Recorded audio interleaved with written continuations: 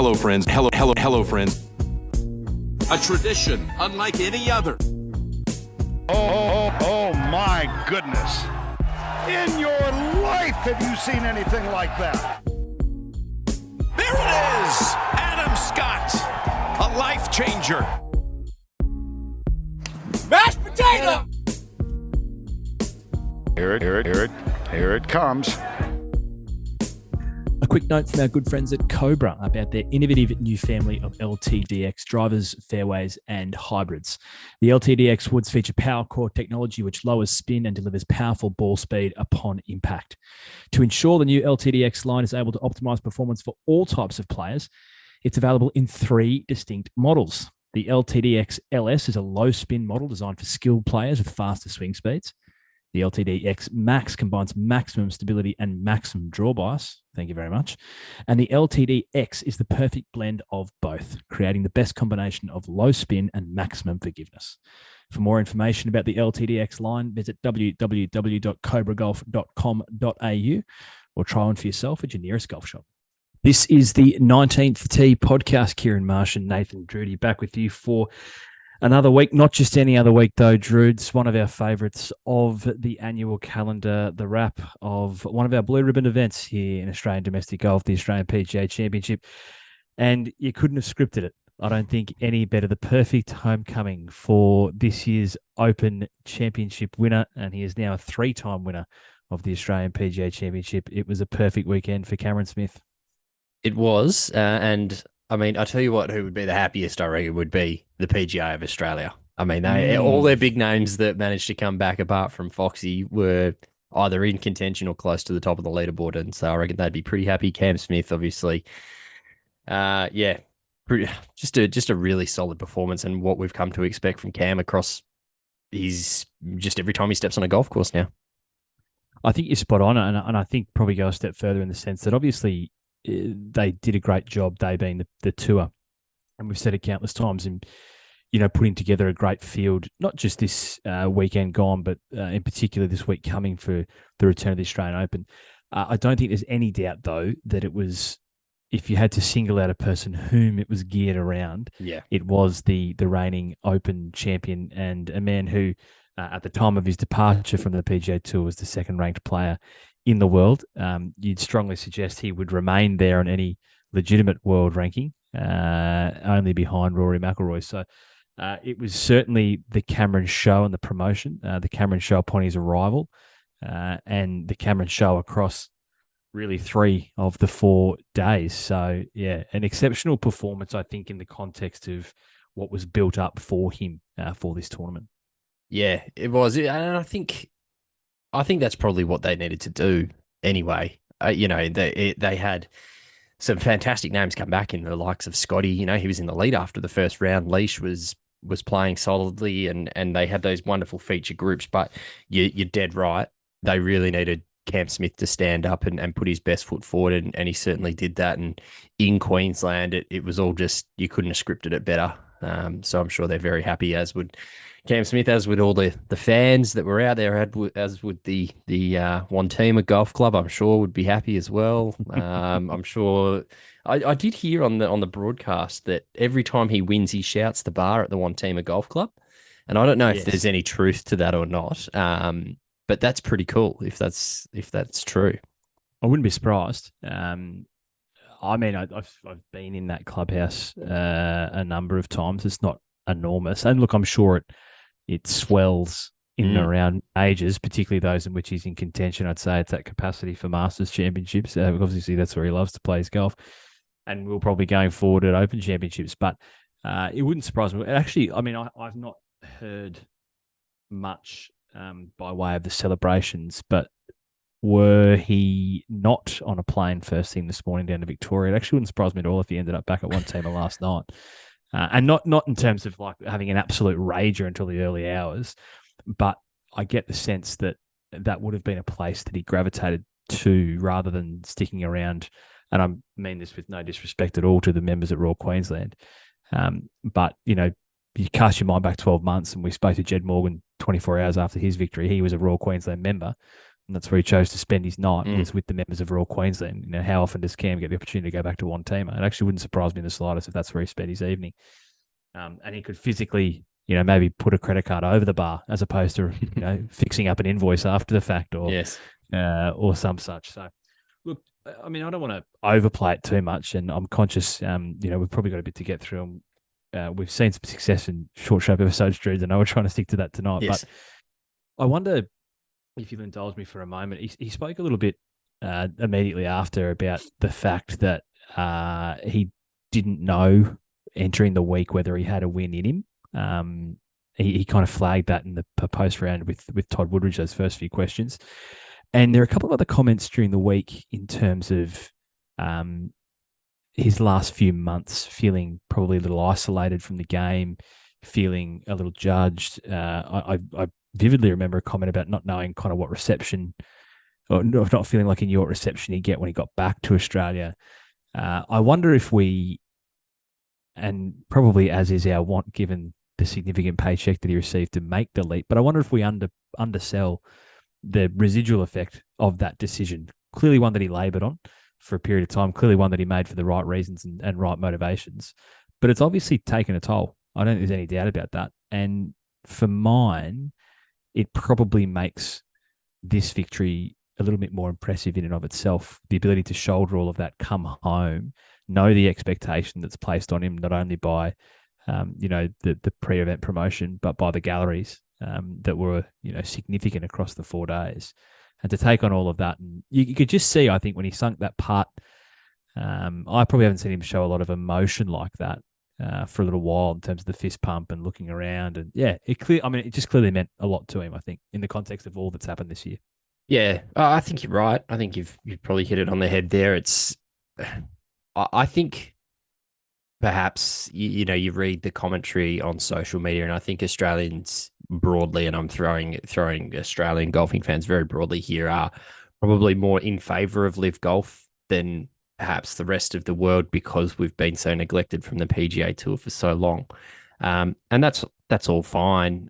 So I was pretty confident that he wasn't going to get a bad reception coming back. I think it's more the expectation that you are arguably the best player in the world. You could make an argument for both him and Rory, and you both be right. So to come back, there is almost the expectation that, hey, you've got to be either winning this thing or at least contending. And if you're not finishing inside the top 5, essentially, it's a fail mark against his name. And that's just unfortunately where we put Cam Smith at this point in time. And that's because he is such a good golfer. And it's similar to what we do with guys like Rory, when we've had those discussions about, oh, geez, he didn't convert at any of the majors this year, but, you know, finished inside the top 10 at all of them. So it's just the floor, I guess, FLOOR, of where we put Cam at the moment. So, yeah, I don't know. I think you probably hit it on the head before. And I think for that reason, like, we don't yet have clarity on where the majors are falling next year. I'd suggest the longer it goes on, the less likely it is that we'll see bans. I'd suggest that probably the players will be eligible for at least 3 of the 4, maybe not the PGA Championship, but at least the other 3. So for that reason, I'm desperate to see him back in those fields, because I mean that's been the criticism, right? Is that, you know, you're not contesting 72 holes, you're contesting a limited field event, you're not testing yourself against really outside of Dustin Johnson or Pat Reed going through a hot streak. You're not really testing yourself against any of the quality players in the world. Now, I'm not going to draw a line to suggest the field that he beat on the weekend just gone is of a major standard, but you saw him get back into a full field. You saw him play over 4 days. And what you saw was a player who was hitting shots that no one else in that field could hit. Not only in the conditions, which we're trying at times, but also the course. Like that we spoke about it last year when I was out there. That course asks questions of you that don't necessarily translate to broadcast. People look at it and think it's flat and unimaginative, and that couldn't be further from the truth when you actually walk the course. And some of the shots he was playing were absurd. over the last 4 days comparatively to the field. So, like, I'm so intrigued and excited to see him get back into a major championship next year and really reaffirm how good he is. I think that's probably one of the big questions between playing 54 holes and playing 72 holes is going to be that difference. That's something that I'm really interested to see as time goes on. And if Liv stays at 54 holes, obviously there's the discussion around OWGR points and rankings and all of that sort of stuff. And it's very clear that you need to be playing 72 holes for that to happen. Whether that changes or not is another story. But I'm very interested to see as to what effect that has on players when they come back into major championships or come back to events like this, whether they can, go the distance. So I guess, to use a footy analogy, you're playing 3 quarters every week and then you come back for 4 times a year and play 4 quarters. I imagine it takes a fairly different toll on the body, right? So, yeah, I think, all in all, a really just solid performance is the way that I put it down to. I mean, had that sort of stumbling block just looking back here on Saturday, that back nine had three bogeys on the back nine, which sort of opened the door, and Jason Scrivener was lurking around for a little while, and it looked like he might run away with things at one point. But yeah, it was he fought back bravely on the Sunday there, and to finish with 3 birdies in the last 7 holes. Clearly when the going got tough, he just knuckled down and got the job done. Super impressive in the context of the delay as well. Like Sunday was a frustrating day, I think, for players and probably viewers alike, in the sense that a lot of stop starting, traditional summer afternoon here in Queensland with storms blowing through aplenty. And yeah, don't underestimate what it takes to feel as though the tournament's within your grasp, only to have the frustration of, those delays, and probably for a period of time there, the very real chance that they weren't going to get back out. And like that shouldn't be lost either. So yeah, he was really, really composed, I felt, across the 4 days on a variety of fronts.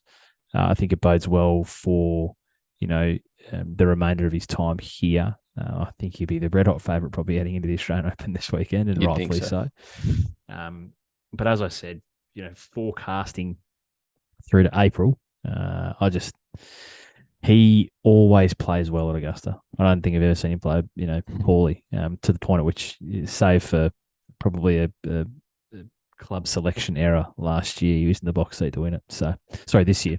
Yeah, I lose track of time. But yeah, he's just, it was perfect. It's everything you could have asked for him, for the tour, for the fans that were there on the weekend.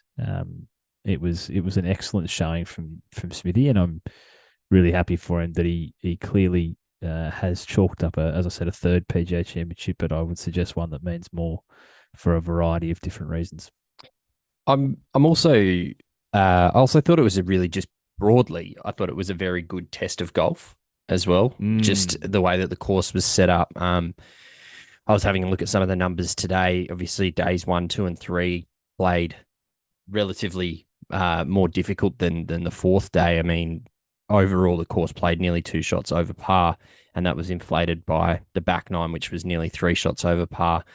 But day 4 yesterday, given all the interruption that we had, and generally it's the hardest setup that we had, actually played nearly a full shot under par, and that was clearly inflated by the front nine, and the back nine still playing slightly over par. But yeah, I thought overall it was a really good test of golf. I was worried how the Sunday might look after going through the stats on the first 2 days and seeing that we were 0.26 of a shot over par on day 1. Then day 2 ballooned out to 1.5 shots over par, and then 1 shot over par on day 3. I thought, what are we going to get day 4? But it was good to see that it was a fairly solid test of golf, and as per usual, the par 5s were playing nearly 3 shots under par, which tells you everything you need to know about how far the ball goes at the moment. But yeah, I just thought it was worth mentioning that it was a good test of golf. And I think it's worth mentioning your exceptional work on the stats. Got them all here. Yeah, across the 4 days. I mean, it's clearly based on engagement, something the followers of the 19th tee are enjoying, and it's right in your wheelhouse from a numbers perspective. So, well done, mate. Thank you. It's been very good from you. I've enjoyed it. Obviously, a little easier to access at some tournaments and courses than others. So, Yes. we'll foreshadow not necessarily the exact same level of data coverage across the entirety of the summer, but Drew's outdoing himself in the majors. There's no doubt about that. Anywhere where we're playing across 2 courses, we're not getting the stats because I can't work out how to do it. So anywhere where there's one course, I'll do it. I've got the template done. But there was some interesting things that kind of that really did stand out. The par threes played quite difficult. They were nearly 2 shots over par. There weren't many eagles across the week, considering we had that drivable par 4. I think. I can't even remember. I was just about to ask. I think it's the 12th. It's the 12th. I think you're right, because that played nearly a full shot under par. That was the 16th hardest hole, the third easiest.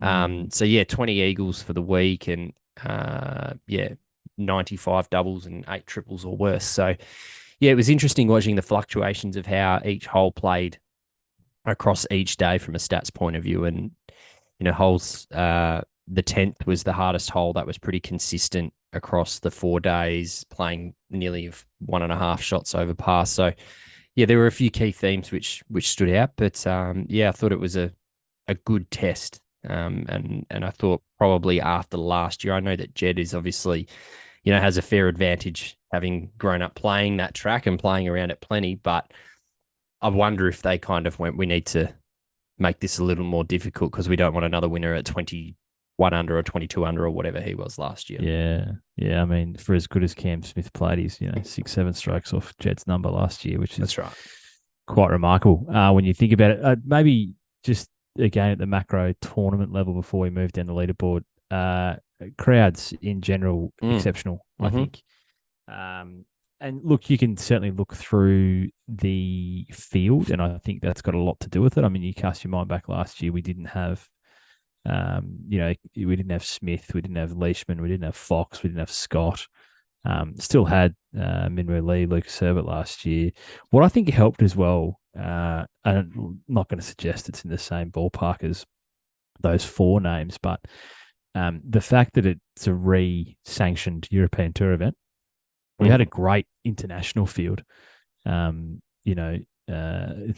least of which Hisasune and Chang Li, Smith's playing partners in the final round. I mean, Takumi Kanaya is a name you've heard us mention a number of times on this podcast, one of the leading young amateurs now turned pro, the next great Japanese hope.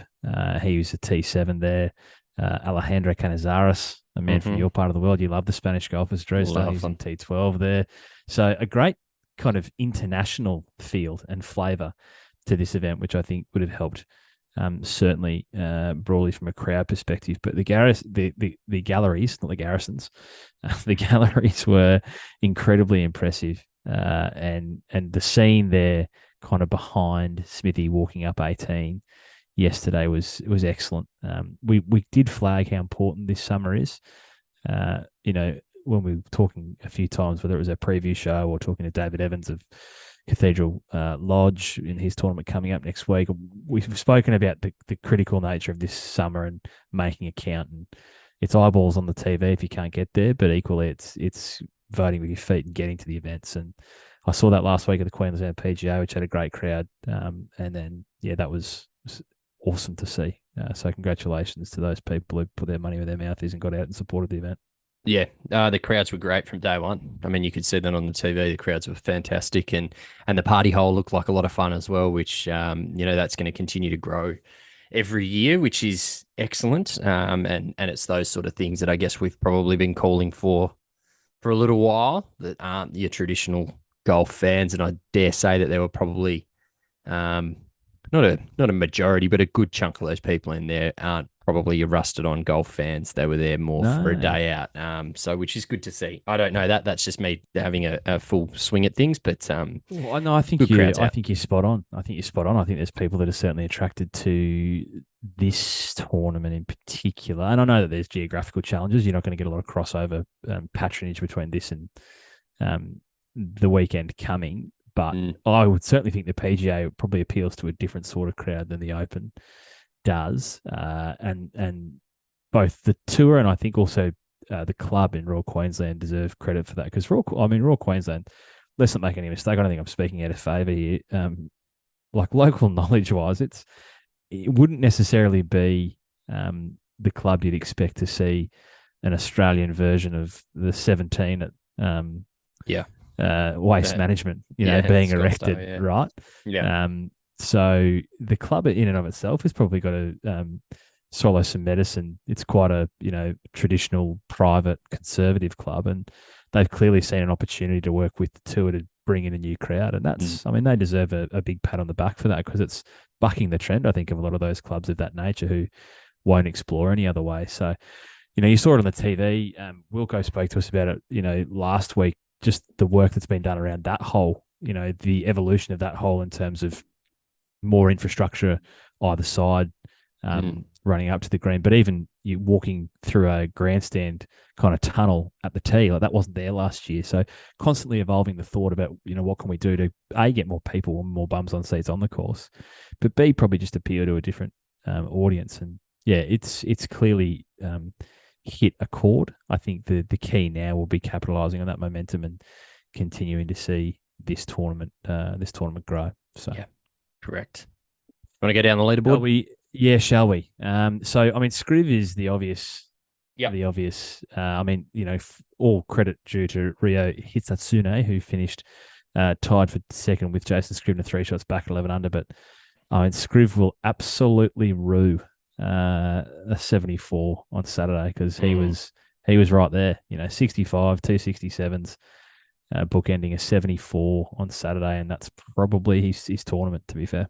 Yeah, that front nine, just looking back here, had a 39, 3 over par, and that was really it. Managed to get around in even on the back nine, but it wasn't pretty. And then obviously the double on 17 as well on Sunday kind of truly put him out of contention. I was wondering there for a minute if maybe sort of 12 or 13 might be enough, but he's going to be ruining those chances. Other than that, he actually played quite well. But really unfortunately, you've got to play consistent golf across 4 days, and that Saturday 74 hurt Jace. I think if you look big picture though, realistically, like he's not been in the form that we'd expect. I think I cast my mind back to when we started this little venture of ours. This was a man who was featuring regularly at the pointy end of European Tour tournaments. And he's been probably in the wilderness a little bit of late. So big picture, trending in the right direction, and I'm sure, he will figure in contention again this weekend. So it's good to see him back playing the type of golf we know he's capable of, albeit I'm sure disappointed, not to get it done when it counted. Moving down, Minwoo Lee, I think if memory serves, I'm reticent always to go out on a limb because I'm invariably wrong, and I invariably get corrected. But if memory serves, I'm pretty sure he was T4 or T5 last year in the exact same event. You might be right. So you could absolutely be right. A tournament he loves. He said as much via his own channels today. I think he looked really good. 5 shots is not a close margin in reality, but again, out the gate with a 65 to start his tournament on Thursday, and albeit for a stumble on Friday with 73, he is right there. And this is a guy who is in form. We've said it, he had a phenomenal run through Spain recently on the European Tour, and he's come back white hot. So I think he will absolutely figure again this weekend, but it was good to see. He's certainly someone I think who draws an element of a crowd just by the way he goes about his business. He's not. I don't think he's like many other people on tour. To be fair, and this is not a criticism; it's actually a compliment. I don't think he's like many other people. Full stop. but certainly not in golfing circles. And I love watching him go about his business. It's very entertaining. Yeah, I agree. I really thought that he was a red hot chance coming in this week. I really did. And interesting for Min as well that he didn't bully the par fives like I really thought he would. On 7, 9, and 15 were the three par fives, and he played him in 2 under, including he was even par on 7, even par on 9, and 2 under on 15. And that little stretch of 9 through 12, he was what's that? 1, 2, 3, 4, 3 over par through the stretch of 9 through 12, and hole number 9 was the easiest hole on the course, and he went through in even par on that, as I mentioned, and then sort of got bullied by 10, which was the hardest hole, and 11, which played the 7th, and then on 12 wasn't able to bounce back, which was the 16th hardest hole. So there was that little middle stretch that really kind of hurt him there, but I don't know. I think he'd probably walk away a little disappointed because I think he probably, would have gone in with a lot higher expectations of where he was at. But I'm sure again he'll be fired up for this week. Quick sidebar. Instinct answer here I need from you. Head to head. Yeah. Not sure if anyone's actually offering this market, but a head to head Lee sibling market for this weekend. Ooh. Obviously an integrated event. The Australian Open men's and women's playing the same courses. Minjee Lee, Minwoo's older sister, was front and center of all the promotion across the weekend down in Melbourne. So head-to-head Lee sibling market 2022 Australian Open. Minjee, I will say. I think the iron play is probably just a little more solid, particularly around the courses that we're going to. Length is obviously going to be important. It always is. But I think the iron play, Minjee's maybe just got that class at the moment. Well, simply for a point of difference, I will say Min Woo. Okay. But I tend to think you're probably right. So again, gamble responsibly. Not sure if anyone is offering that market. If they aren't, it's a missed opportunity because I'll be right into a head-to-head Lee sibling market. I'd love to see that. Moving down, next up in outright 6th at 8 under, a man who has had a fantastic start, Drudes, to the summer. He sits outright second on the order of merit through 5 tournaments. It's our good friend David Micheluzzi. Fantastic again. Played really well, particularly I think. The 69 on Sunday is certainly not the best round that was out there, but it was an important one, and he kept himself in it. Putted really well, I think, across the entire tournament.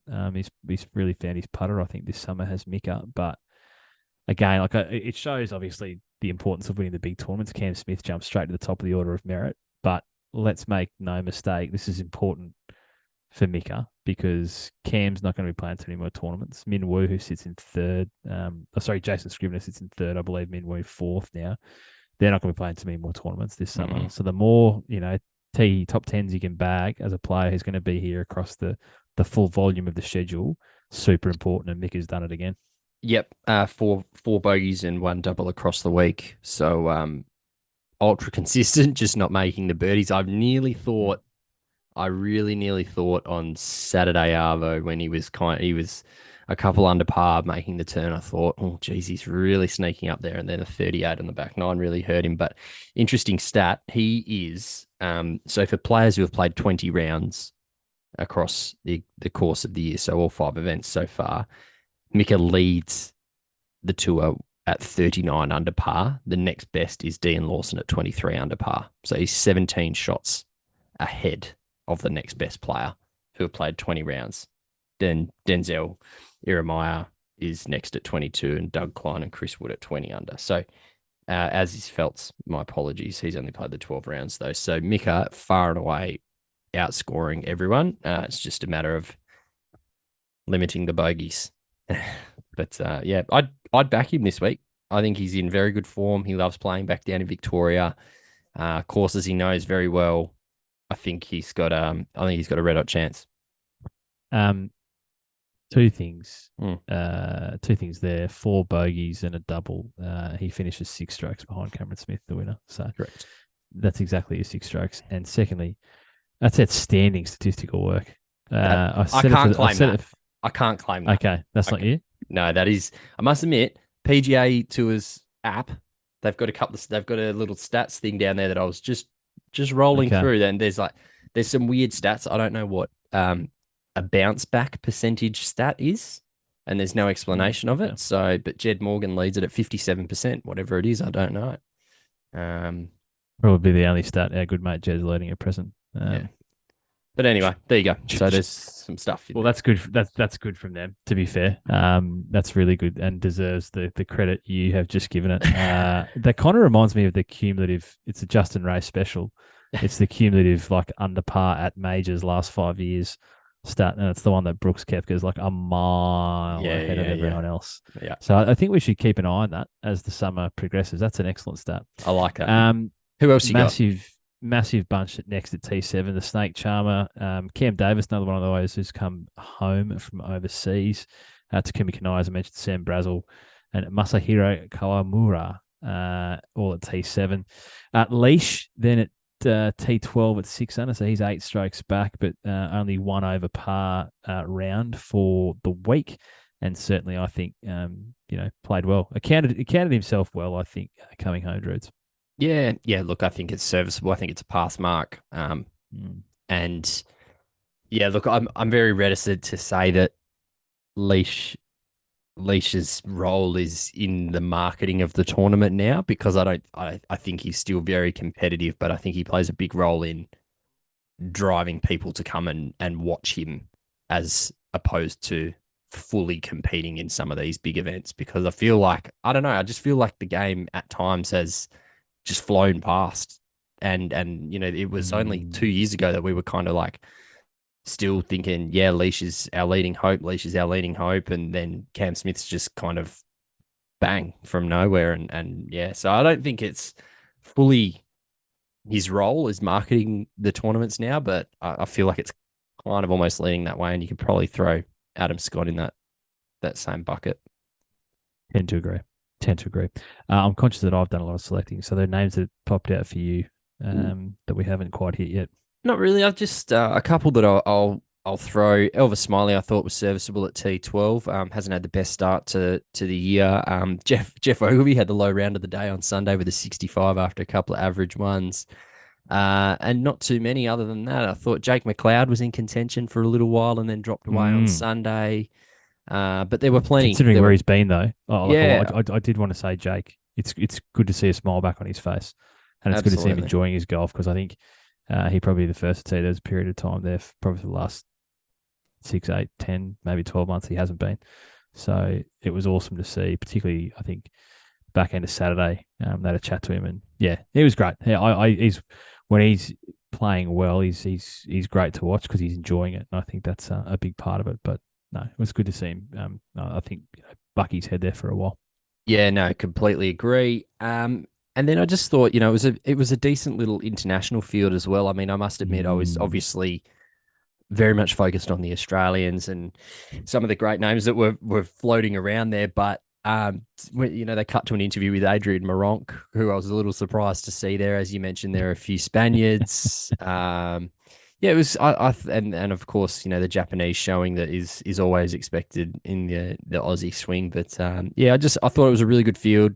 Obviously, Foxy didn't make the cut, which was a bit disappointing. But there were plenty of really good performances across the week that I thought was, that are worth mentioning. But we absolutely don't have time. Anthony Quayle is probably the last one that I wanted to mention. Quayle was firing early, opened with a 66 and 69, and he was definitely in contention. A couple of really nice bunker shots on day 1 and 2, I think, and then sort of floated away over the weekend. But 77 on Saturday was tough. Yeah, rough. But not too many others that I wanted to give a shout out to. That was all from my end. Thought it was a good tournament.